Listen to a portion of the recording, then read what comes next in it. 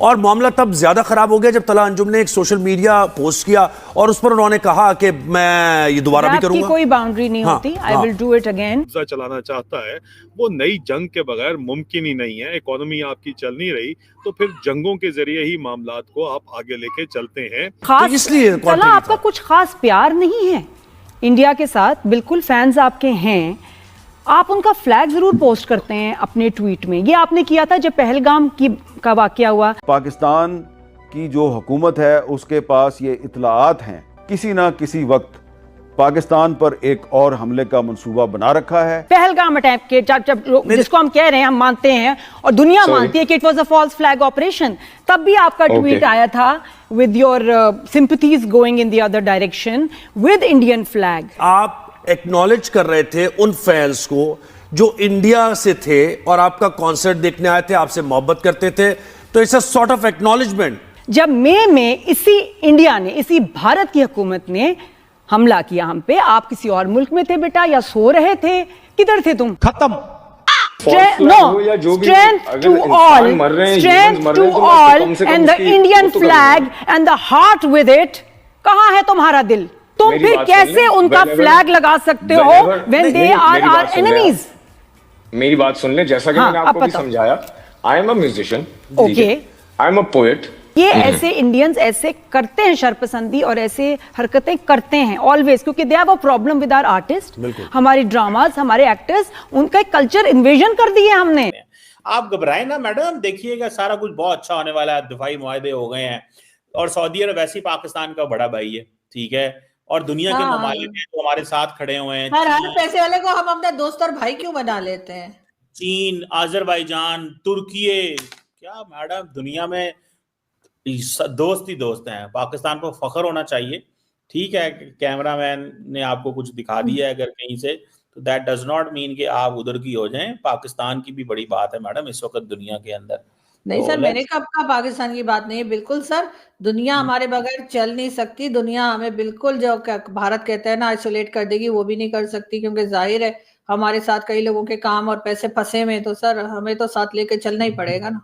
नहीं जी नहीं, जिसके पैसे फंसे हैं उसको तो हम बिल्कुल भी कहीं दूर नहीं भागने देंगे मैडम, फिक्र ना करें, हम ऐसे नहीं होने देंगे। तो इसका मतलब ये है कि आपने जो आखिर में बात की है कि इस तरह की जुबान नहीं बोलनी चाहिए। हमने तो हॉस्पिटैलिटी के 50 साल दिखाए हैं मैडम, आपको तो सर हम कोई काम फ्री में नहीं करते, हमसे ज्यादा खुदगर्ज कौम आपने कहीं नहीं देखी होगी।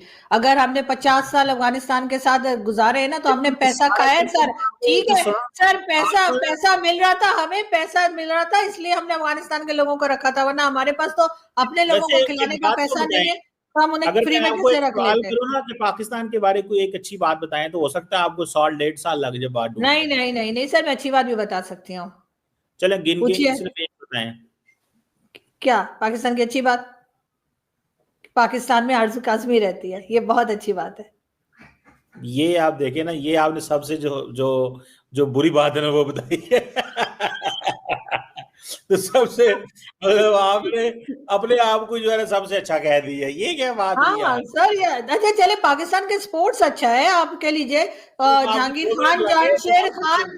आपने पहला जवाब ही गलत दिया, दूसरी दफा आप पता नहीं किस बात पे आ गई हैं। चले कोई बात नहीं, मुझे पता था आपसे, मैंने कहना कोई अच्छी बात बताएं तो आपको मिलनी नहीं है, तो कोई बात नहीं मैडम। सर अच्छी बात है सर, पाकिस्तानी ढीठ बहुत है, इसी वजह से सर हैप्पी इंडेक्स में भारत से ऊपर है सर, ये अच्छी बात है। हम किसी भी हालत में उदास नहीं होते, और शायद इसी वजह से भारत के वाले भी हैरान होते हैं कि यार हैप्पी इंडेक्स में ऊपर क्यों है। कहा था आपको कोई बात नहीं मिलनी, मैंने क्यों? आपको कहा ये अच्छी बात नहीं है सर कि हम हैप्पी इंडेक्स में भारत से ऊपर है।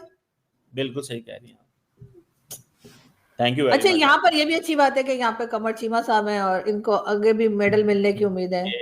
इंशाल्लाह फिक्र ना करें, बहुत जल्द मेडल मिलने वाला है।